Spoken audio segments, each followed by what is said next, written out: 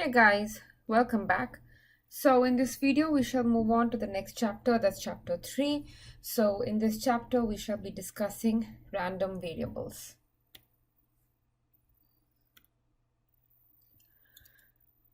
So we'll take a look at the definition of the random variable. So a random variable is a real valued function for which the domain is a sample space. So if you remember, you're conducting an experiment and like some statistical experiments, you like tossing a coin, and along with that experiment, we have a sample space S, right? So if X is a random variable, right, X will map the sample space to the real line, right? Because it's a real valued function. So X is a mapping from your sample space to the real line. So here's an example, right? So you toss, your experiment is of tossing 2 coins and you observe the results. So Y is the number of heads observed, right? So the sample space here is going to be this, right? You're conducting an experiment, head, head, head, tail, tail, head, tail, tail. Y is the number of heads.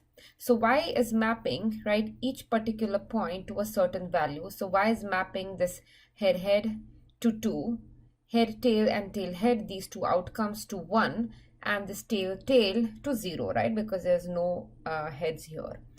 And so that's part B. In part C, identify the sample points associated with each value of the random variable. So B and C are kind of complementary to each other, right? So in part B, with each of the outcomes, we associated a particular value of Y, right?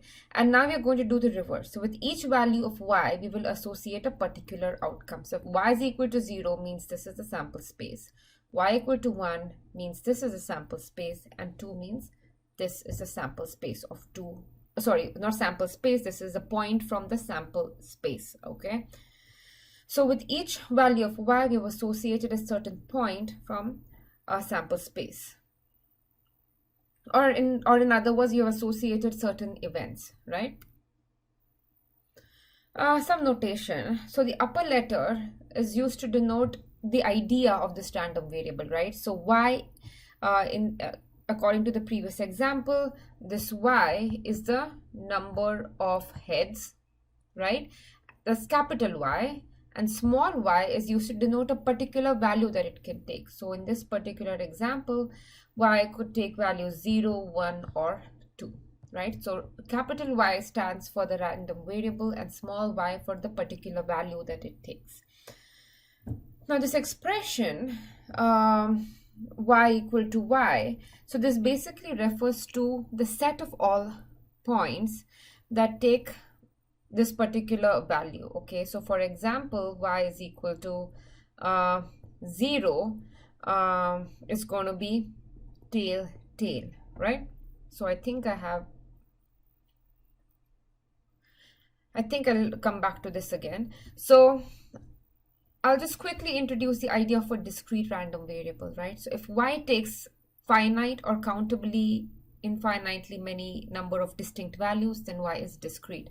So if y takes values, say, if you remember, say 0 or 1 or 10, 12, I don't know, 20, so certain finite number of values, or it can even take countable number of values, so 1, 2, 3, and so on, or we can include 0. We can even include negative numbers if you want, but the point being it has to either take finitely many values or countably many values, or countable infinitely, same thing. So then we say that y is a discrete random variable. Okay, so basically whenever you can count something, right, number of stars in a sky is supposed to be infinitely many, but we can still count them. We'll never finish counting them, but we could count them, right? So the number of stars in a sky would be a discrete valued, it would take countably many values. Now coming back to the notations, right? Now suppose I have another example here. So a pair of dice is thrown. Y is the sum of numbers on the uppermost faces, right? Then Y can take smallest value is 2 and largest is 12, right? So if both of them are ones, then you'll observe 2. If both of them are sixes, and this is the largest value. So it can take all of the numbers between 2 and 12. So Y is equal to 2 surrounded by this round bracket indicates the set of the outcome, right? Or the points in sample space that give you this outcome. So basically that's 1, 1, right? If you have 1, 1, then you'll get Y is equal to 2. Y is equal to 11 means you observed 5, 6 or 6, 5, right? So that's here. So the expression Y is equal to Y is a set of all points in your sample space that are assigned that particular value. So set of all points in the sample space, 1, 1, that is, that are assigned this value 2. Set of all the points that are assigned value 11 in this case, okay? So with each value of 2, basically, we're assigning a set of points from the sample space. So next we talk about probability of a random variable. So we have a random variable that's defined on a certain, it maps your sample space to the real line. So probability Y is equal to the small y's. Remember the small y is some particular number that it can take. Is basically probability associated with those events. So probability that Y is equal to 2 is probability of this point, right? So remember, we're defining probabilities on our sample space, right? If you remember from the previous chapter. So probability of this random variable is just probability of this point on the sample space. Probability that Y takes value 11 is probability of this set, which is going to be 1 by 36 plus 1 by 36, that's 2 by 36, right? Because this contains 2 points. So probability of this set is 2 by 36. So in this way, we can assign probabilities to a random variable. So this brings us to the next definition, that is of probability mass function, is commonly denoted by PMF. So probability mass function. So why is a discrete random variable? So remember, PMFs are defined for discrete random variables. Right now in chapter 3, we're talking about discrete random variables. In the following chapters, we'll talk about the continuous ones, okay? So PMF is only for discrete random variables. So Y is a discrete random variable, RV is for random variable, defined on a sample space omega, takes values y1, y2, dot, dot, dot. So, right, so y1, y2s are all the values Y can take. It could be countably or infinitely many, right? Countably infinitely many. So with each of the values, yi, you assign a number pi, right? So for the ith value of y, you assign this number pi, which will be called as the probability of yi, such that 1, the pi's are between 0 and 1, and sum of all the pi's is equal to 1. If these numbers pi's, right, if they follow these two rules, then this function, right, this function is called, P is called as a probability mass function, okay? So again, Y is a discrete random variable. It can take values y1, y2, y3, and so on. So probability of Y is equal to yi, we assign this number pi, okay? So we are generalizing this idea of probabilities of random variables, right? So this is this function I'm defining. This P of Y is equal to yi is basically this number pi such that these two conditions are satisfied.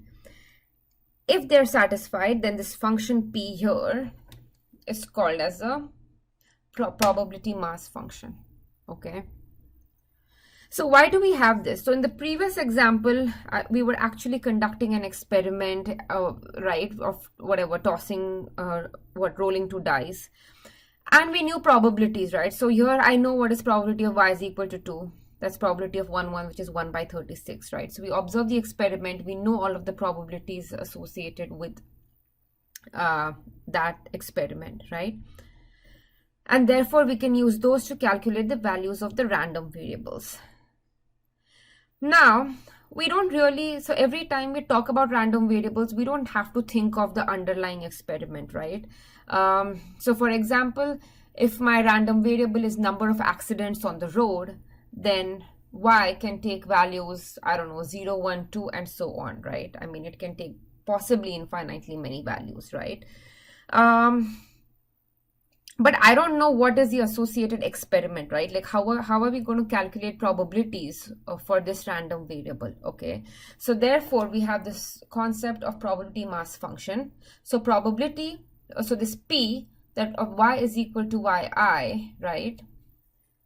So P that the number of accidents is 0, I'm assigning this number Pi, right, to it, such that if these two rules are satisfied, then the PIs can be thought to be the probabilities of the random variable, okay? So now you don't have to think about the experiment. You just need to assign these numbers PIs to your random variables such that they follow these two rules and you have the probability mass function. So there are different ways of writing or displaying or expressing this mass function or the probability mass function. So one such example is here. So this is a formula based method. So how do we read this? So probability y is equal to y, small y takes value 0, 1. So y takes value 0 or 1. So let's see. So I'm just going to open this out.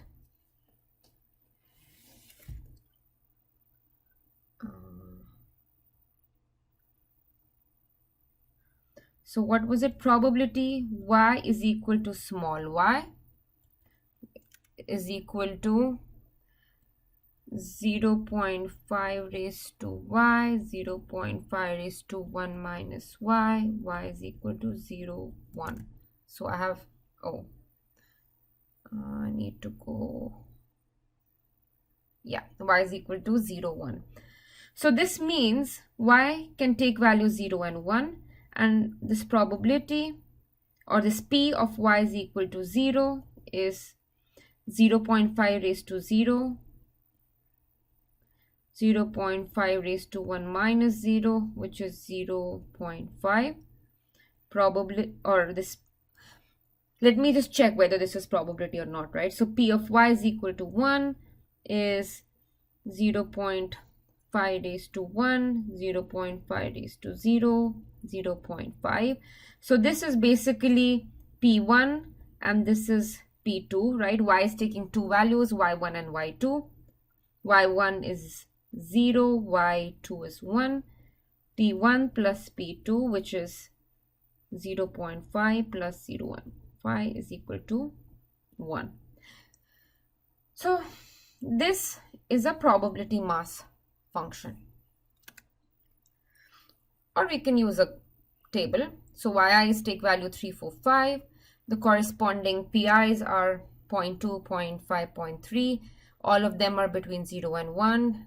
5, 6, 7, 8, 9, 10. The sum of all of this is 1. So this is a probability mass function. So we can consider these PIs to be probabilities of yi's, right? So P1 is the probability that y takes value 3. P2 is probability that y takes value 4, and 3 is the probability that y takes value 5. Okay.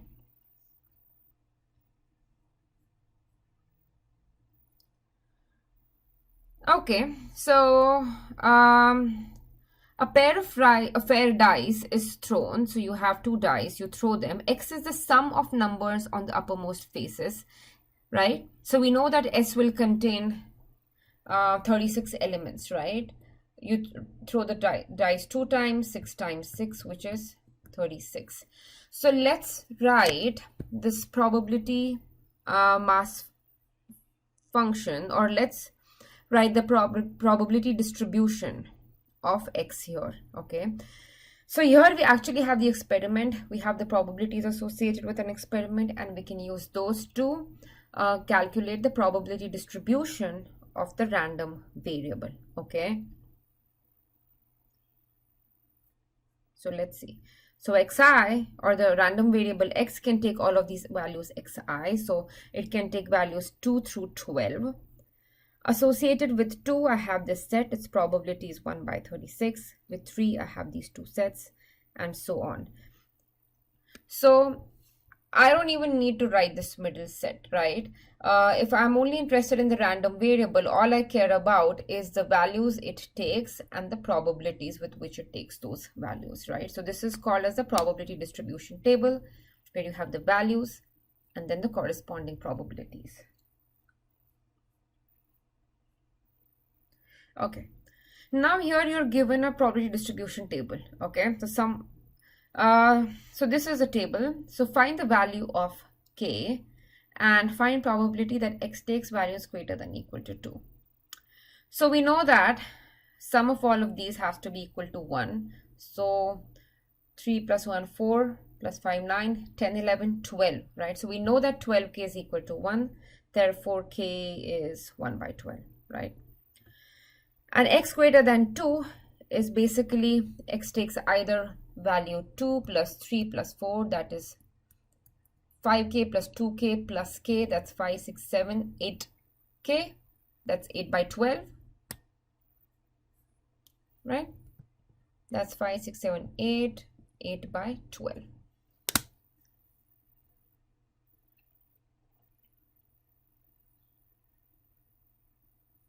So in this example, you don't know what the underlying experiment is, but you directly have the values, or the values x can take, and the probabilities, okay? So here's another problem. So each of the 3 balls are randomly placed into one of the 3 balls. Find the probability distribution for y is the number of empty balls. So first of all, we need to, let's see what are all the values y can take. So y is the number of empty balls, right? It's possible number of empty balls is 0. That is, we place a ball in each of the balls, right? Or y is 1, right? So we have 1 empty ball, or we have 2 empty balls. We cannot have 3 empty balls, right? Because the balls have to go somewhere. So y can take values 0, 1, or 2. And we need to find probabilities of each of these cases, right? So y can take values 0, 1, or 2. So since we have to find the probability, we first look at the total ways in which balls can be placed, right?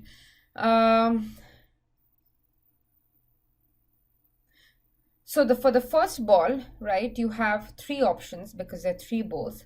For the second ball, again, you have 3 options. And the third one, again, you have 3 options, multiplication rule, 27 total ways, right? So we're not placing any restrictions on how to place the balls, right? Each ball can go in either of the 3 balls. So therefore, 3 raised to 3, that's 27. Or this is just an alternative way to look at number of ways in which the balls can be filled up. Now let's find probability that y is equal to 0. Now y is equal to 0 means that none of the balls are empty, right? So each bowl has to contain a ball. So say you pick the first ball. The first ball has 3 possible bowls, right? It can go in any of the bowls. So it has 3 options. So you place it in one of the bowls. The second ball now has only 2 options, right? Because one bowl is full and all the bowls have to be filled up, right? And the third ball has only 1 option. So that's 3 times 2, that's 3 factorial divided by 27. So y can take value 1, but so instead of looking at that, let's look at probability that y takes value 2. So many times when you calculate these probabilities, it's easier to calculate them for extreme values. So for example, 0 and 2 are the extreme values, right? Because y takes value 0, 1, 2. Usually finding probabilities for these intermediate points can be hard because many more combinations are involved. So you start out with the extreme ones first. Okay, so we're going to look at probability that y is equal to 2. That means 2 bowls are empty. That means one of the bowl contains all of the balls, right? That is either bowl 1 contains all of the balls, or 2 or 3. right? So there are three ways of doing this, right? Either ball 1 or 2 or 3 contains all of the balls, 3 by 27. And because we want to find the probabilities, and assuming we have done correct calculations for 0 and 2, probability that y takes value 1 is just 1 minus 3 factorial by 27 minus 3 by 27, right? Because sum of the probabilities has to be equal to 1. We calculated the probability for 0 and 2, so 1 has to be 1 minus the other two probabilities. So this is a little bit of a shortcut that I've taken, but you will see that calculating this probability ends up being a little bit tedious. There's lots of combinations that you have to account for. If you subtract them from 1, you save yourself a lot of time. So here is another problem. So we have 3 balls are to be randomly selected without replacement from an urn containing 20 balls. What do we mean by without replacement? We pick a ball, put it aside, then pick another ball from the urn and put it aside, right? So every time for every pick, the number of balls in the urns is reduced, right? Initially, we had 20 balls. We pick one ball, we put it aside. Then we are left with 19 balls, right, for the second pick. And then 18 balls for the third pick, and so on, okay? So the number of balls in the urns keeps reducing, and that's important because it will change your probability calculations. So X denotes the largest number selected. Find the probability distribution of X.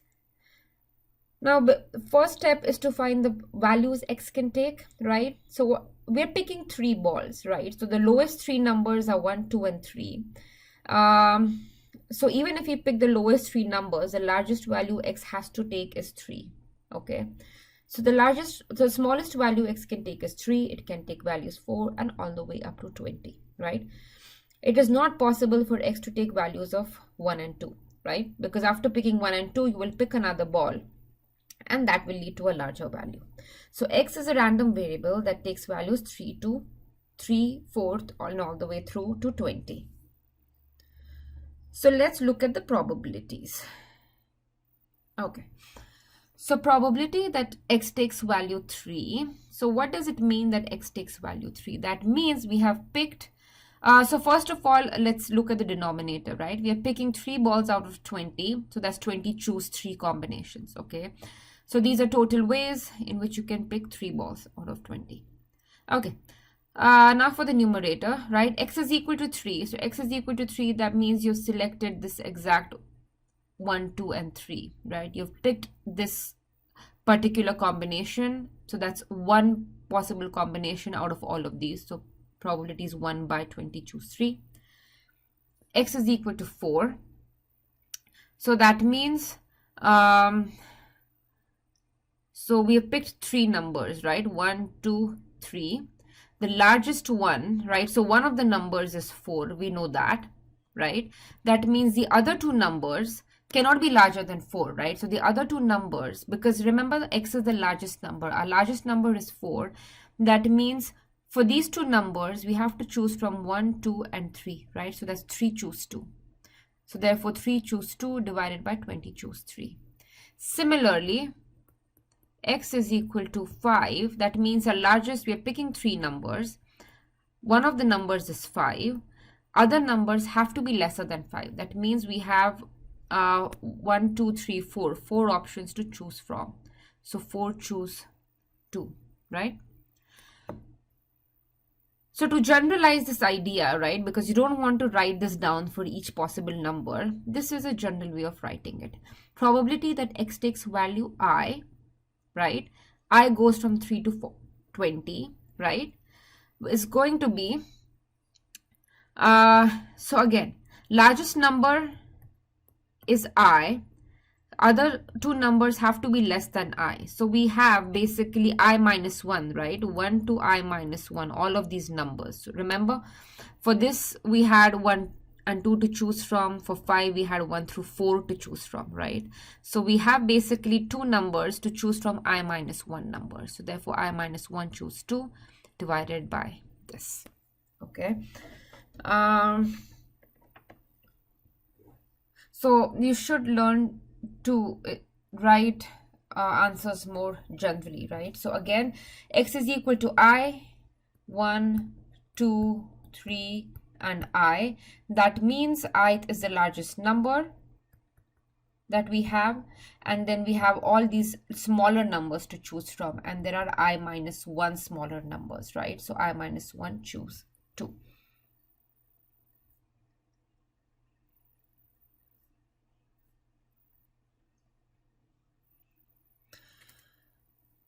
All right, so here is a different kind of a problem now.